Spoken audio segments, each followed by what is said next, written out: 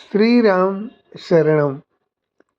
सज्जनों, वर्णन ऐसा आता है कि चित्रकूट में महाराज श्री जनक ने अपनी पुत्री श्री सीता को तपस्विनी के वेश में देखा। तो गोस्वामी जी कहते हैं कि जनक जी बड़े प्रसन्न हुए। पढ़कर आश्चर्य होता है कि साधारणतया पिता यह देखकर दुखी हो जाता है कि पुत्री के पास अच्छे वस्त्र नहीं है, आभूषण नहीं है, पर जनक जी तापस वेश जनक सिय देखी, भयउ प्रेम परितोषु विशेषी। महाराज जनक जी को बहुत संतोष हुआ। उन्होंने श्री सीता जी को हृदय से लगा लिया और बोले, पुत्री पवित्र किए कुल दोऊ, सुजस धवल जग कह सब को। तुमने न केवल मेरे ही कुल को पवित्र किया, अपितु सूर्य कुल को भी पवित्र कर दिया। एक नारी ने अपने चरित्र से सूर्य कुल को भी प्रकाशित कर दिया, गौरवान्वित कर दिया। पर दूसरी ओर एक ऐसी नारी का भी चरित्र पढ़ने को मिलता है जिसने अपनी ममता के अतिरेक में सूर्य कुल को कलंकित कर दिया। महारानी कैकेयी के कोप भवन में होने के समाचार से पहले महाराज डर जाते हैं, पर बाद में वहां जाकर उन्हें मनाने की चेष्टा करते हुए वे उनकी स्तुति करते हैं। बार बार कह राओ, सुमुख सुलोचन पिक बचन, कारण मोहि सुनाओ, गज गामिन निज कोप कर। पर कैकेयी बोलती ही नहीं।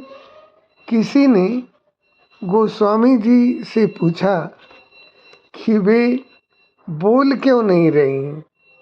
गोस्वामी जी ने कहा कि कपट सयानी न कहति कछु, जागत मनहु मसान। वे तो श्मशान साधना में बैठी हुई है। श्मशान साधना के विषय में आपने शायद सुना होगा, कई लोग नदी किनारे श्मशान घाट में जाकर अपनी साधना का केंद्र बनाते हैं। वहाँ कई क्रियाएं और मंत्र जाप आदि करते हैं। वहाँ उनका प्रयास रहता है कि शव चैतन्य हो जाए। पर यहाँ तो गोस्वामी जी कहते हैं कि कैकेयी जी ने अयोध्या को ही श्मशान बना दिया। गोस्वामी जी ने लिखा है कि लागत अवध भयावन भारी, मानहु काल रात अंधियारी। घर मसान परिजन जन भूता, सुतहित मीत मनहु जमदूता। अयोध्या को देखकर ऐसा लगता है कि वह एक बहुत बड़ा श्मशान है और नगर के सब लोग मानो भूत प्रेत हैं। कैकेयी जी बोल क्यों नहीं रही हैं? क्योंकि वे जो साधना कर रही हैं उसमें बोलना मना है। कैकेयी जी किससे दीक्षा लेकर साधना कर रही हैं? क्या उन्होंने वशिष्ठ जी से दीक्षा ली है? गोस्वामी जी कहते हैं कि उनके गुरु तो मंथरा है।